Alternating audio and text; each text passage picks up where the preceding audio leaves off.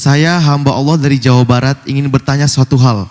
Sebenarnya apa itu khurafat dan apa saja contohnya? Serta bagaimana hukumnya mengatakan orang lain melakukan suatu khurafat?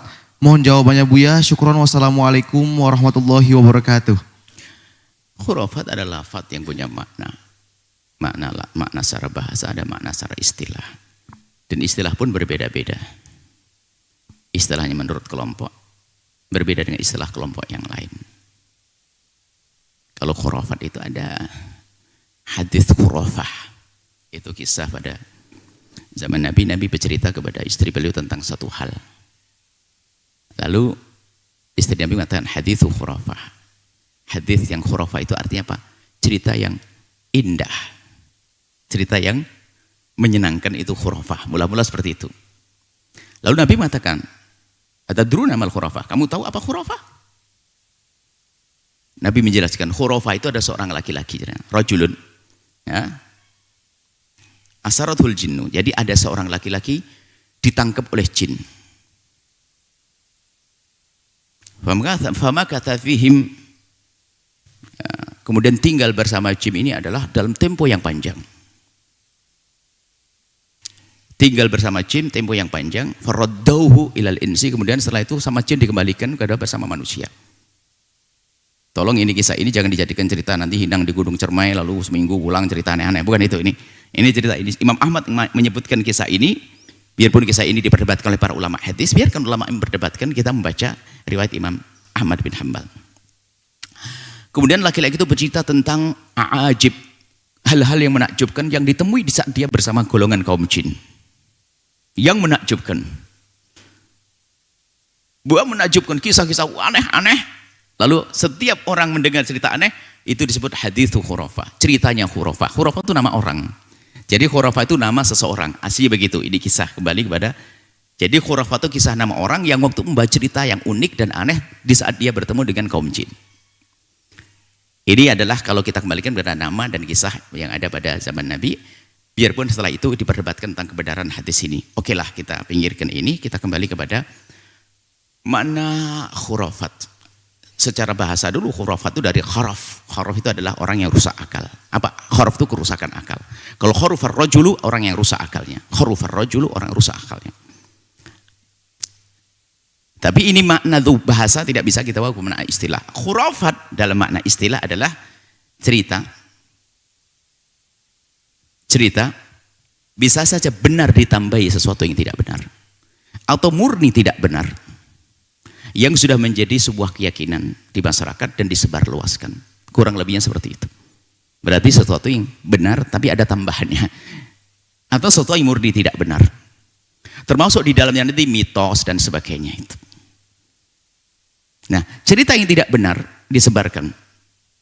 Itu nanti kalau kita sebarkan khurafat itu, kalau kita bagi lagi, cerita khurafat tadi bertentangan dengan syariat, harus kita buang. Tentang adanya keyakinan, atau tentang adanya kepercayaan orang menemukan Tuhan di mana, Tuhan. Atau yang bertentangan dengan agama ada. Kalau gerhana matahari adalah rembulan dimakan buta hijau. Atau kisahnya apa. Ini tidak ada urusan dengan agama. Selagi bertentangan dengan agama harus kita jauhkan. Ada satu kisah yang tidak dibenarkan, tidak benar adalah buatan, tapi tidak bertentangan. Kisah-kisah fiksi misalnya. Bahkan ada mitos yang dibuat, dan semua orang tahu kalau itu nggak benar. Tapi ada pesan. Mitos. Tapi ada pesan kebaikan. Maka yang diambil pesannya. Semua orang tahu bahasanya kisahnya itu mitos. Tangkuban Perahu. Mana kisah benar Tangkuban Perahu. Tapi waktu itu masyarakat membuat kisah semacam itu, ada pesan berbakti pada orang tua. Berbakti yang diambil. Tapi jangan percaya, oh Tangkuban Perahu itu mananya, itu maling kundangnya, begitu misalnya. Mohon maaf ini Kak, masyarakat Sunda inilah. Ini kembali loh, pesan moralnya. Orang dulu membuat pesan moral, membuat kisah-kisah. Jadi orang membuat, mohon maaf, kalau kisah fiksi murni, kisah fiksi sendiri ada yang bertentangan dengan syariah, ini tidak bertentangan. Misalnya Anda buat satu cerita seorang anak muda yang hebat, penuh kecerdasan, baik, rajin ibadah, sholat, nggak ada di alam nyata, fiksi. Maka nggak bertentangan, karena Anda punya pesan di balik kisah ini. Dan dicari orangnya nggak ada. Di alam nyata nggak ada. Yang nggak boleh adalah ada orang namanya Ahmad atau Ali, anggota ke Buya Yahya misalnya. Anda mau cerita yang aneh-aneh, Anda dusta.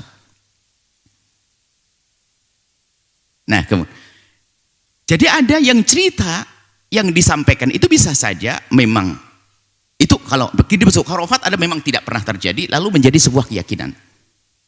Tapi kalau sesuatu pernah terjadi ada tambahannya, yang khurafat tambahannya tadi.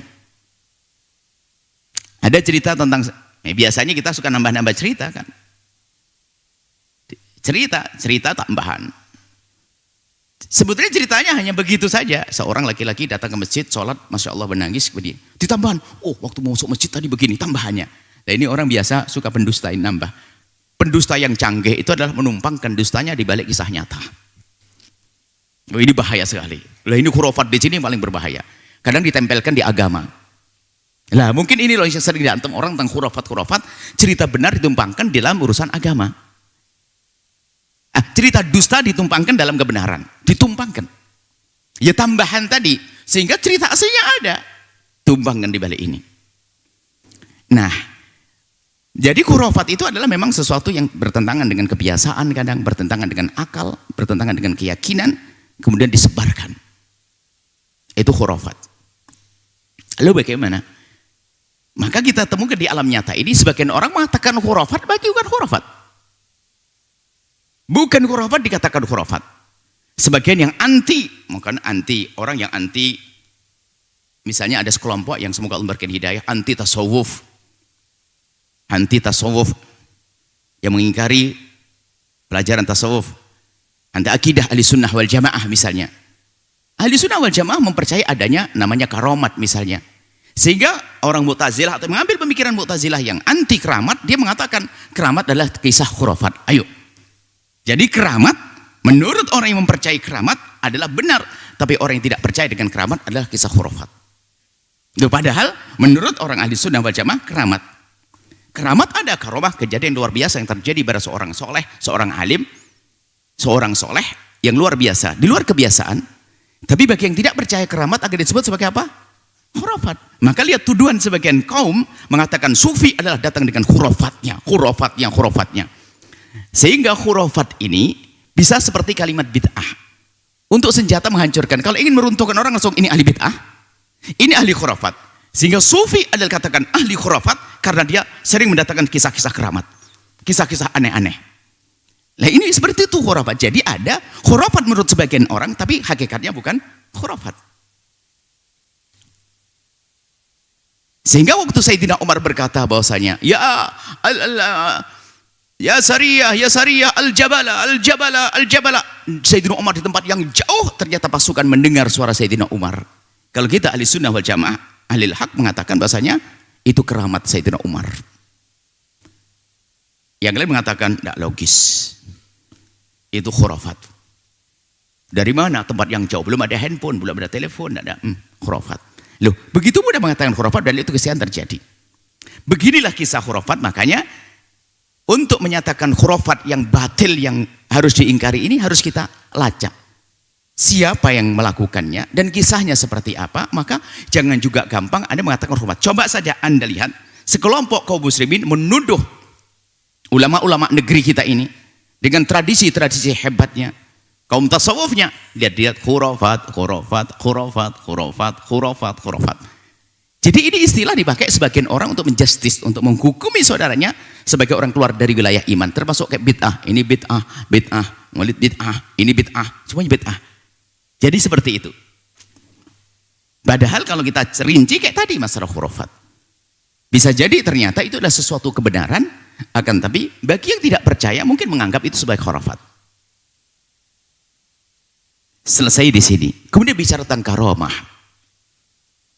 Bicara tentang karomat. Bagi yang tidak percaya keramat akan dikatakan oleh orang tersebut sebagai khurafat. Keramah yang terjadi pada ulama-ulama. Cuman kami himbau, Anda kalau ingin cerita keramat itu bukan sekedar sesuatu masuk akal dan bisa terjadi selagi masih di bawah kekuasaan Allah. Anda pilih dong cerita-cerita keramat yang bakal membangun jiwa, mental, akhlak dan sebagainya. Jangan cerita yang aneh-aneh. Kemudian Anda pastikan kebenaran sebuah kisah keramat yang dinisbatkan kepada para ulama, para wali, para kekasih Allah. Jangan Anda latah ceritakan. Sebab banyak orang itu berdusta atas nama kiainya. Kenapa? Pokoknya dia pengen membuat cerita 1000 keramat tentang kiainya. Biar kiainya terangkat, dia numpang. Dia dapat keramat gandul, dia numpang. Karena kiainya hebat, dia juga hebat. Jadi ada atba pengikut berdusta atas nama gurunya dengan menyusun cerita-cerita keramat. Bisa saja semacam itu. Tapi Anda pun juga tidak boleh menuduh, Allah kamu muridnya. Oh enggak, bisa jadi dia menyaksikannya. Tapi memang kalau kami bercerita tentang keramat guru kami, tentang sesuatu yang luar biasa, maka Anda selagi ini tidak bertentangan dengan syariat, masuk keramat, kiai saya enggak sholat, bukan keramat itu. Kiai saya ada kelebihan, satu yang bagi orang biasa adalah susah, tapi bagi guru saya kok ternyata dimudahkan. Maka itu namanya karomah. Lalu kami bercerita kepada Anda boleh kok tidak percaya. Bukan karena masalah Anda tidak percaya kepada keramat, Anda percaya dengan keramat, tapi Anda tidak percaya karena saya yang bercerita, itu sah. Makanya kalau perbedaan menerima cerita keramat, sederhana. Ada ulama yang ada di Maroko dengan tentang keramatnya. Boleh Anda yang dari Jawa tidak percaya dengan keramat, ia sebutkan ulama Maroko. Ada ulama Hadramut menceritakan kisah keramat, Anda boleh tidak percaya. Ada ulama Jawa lalu Anda hidup di Maroko sana, Anda boleh tidak percaya. Karena permasalahan menceritakan adalah kita bisa berbohong. Tidak percaya. Tapi tidak percaya bukan berarti langsung mendustakan, mengatakan oh itu khurafat. Oh enggak. Diceritakan saya tidak percaya karena masa seperti itu. Tapi mendustakan enggak bisa. Karena Anda dari mana Anda bisa mendustakan? Karena itu mungkin terjadi kok. Sebagai sebuah karamat mungkin terjadi. Kalau Anda tidak percaya karena Anda tidak kenal siapa dia dan guru itu siapa yang diceritakan, Anda sah. Misalnya ada seorang namanya apa? Syekh Ala siapa begitu. Dan Anda tidak pernah kenal sebelumnya. Kemudian punya murid cerita bahwasanya tentang 1000 keramat. Mohon maafin nama karangan ya. Lu Anda yang tidak pernah kenal Syekh itu, terus tidak kenal siapa yang cerita, Anda terserah. Itu tidak percaya, nggak ada masalah. Oh, Anda tidak kenal siapa dia, tidak kenal saya, wajar saja. Siapa sih dia? Siapa? Wajar. Maka Anda yang muridnya Syekh Ala tadi misalnya nggak perlu marah-marah. Wong memang guru Anda tidak kenal oleh ini. Lah, kalau sama gara-gara tidak kenal bukan berarti kita saling mencaci. Oh dasar kau pendusta, pembual, kau bawa khurafat. Ya nggak boleh dong. Ini kan adab. Hari ini semuanya seperti kayak Tuhan tahu, ini pasti bohong, lah ini pendusta sana. Wah khurafat. Yang benar hanya dia saja pengen jadi nabi. Adab. Baru nanti kalau kisah-kisah keramat yang di luar syariat, keluar daripada syariat, maka kita pinggirkan. Jangan menisbatkan kepada imam-imam besar. Kalau ada seseorang yang menisbatkan kepada imam besar, ulama-ulama besar, seperti Syekh Abdul Qadir Jailani, Syekh Ahmad Ar-Rifai, Syekh Junaid Al-Baghdadi dan seterusnya. Kemudian itu ada kisah di mana? Di Mesir sana. Kemudian kalau pergi ke Sudan, pergi ke Kayaman ada mungkin ulama Imam Haddad rahimahullah ta'ala, kemudian juga ada Sayyidina Al-Faqih Muqaddam dan sebagainya, atau ulama-ulama. Lalu Anda mendengar cerita-cerita tentang Syekh Abdul Qadir dan Syekh Ahmad Rifai yang bertentangan dengan syariat, ya jangan dipakai dong. Yang jadi masalah kita ini sudah terlanjur benci sama orang Mesir, langsung wah nggak bener ini, langsung kita itu khurafat dah. Gara-gara benci sama orang Jawa langsung wala khurafat ini. Gara benci sama orang Maroko, lah kenapa kita kok bicara dengan gaya kebencian itu? Coba pakai cara berpikir yang ilmiah, semacam itu. Kalau memang ternyata itu adalah memang dusta, bertentangan dengan syariat, ngomong, oh saya itu nggak sholat sudah biasa, saya sudah sampai kepada Allah. Nggak sampai, orang nggak sholat kok sampai kepada Allah. Itu keramat, bukan keramat, itu kebatilan. Orang nggak sholat kok sampai kepada Allah.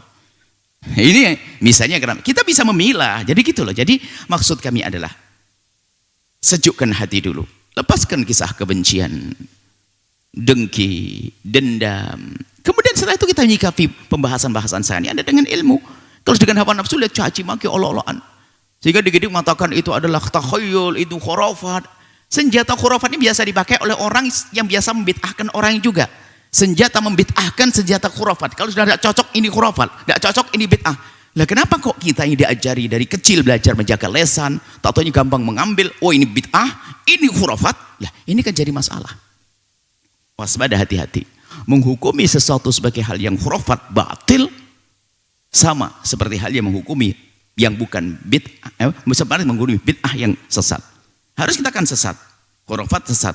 Tapi kalau ada khurafat yang masih bisa dijelentrehkan dan sebagainya, jangan mudah Anda mengatakan ini khurafat yang batil. Akan tapi itulah kisah sesuatu yang luar biasa.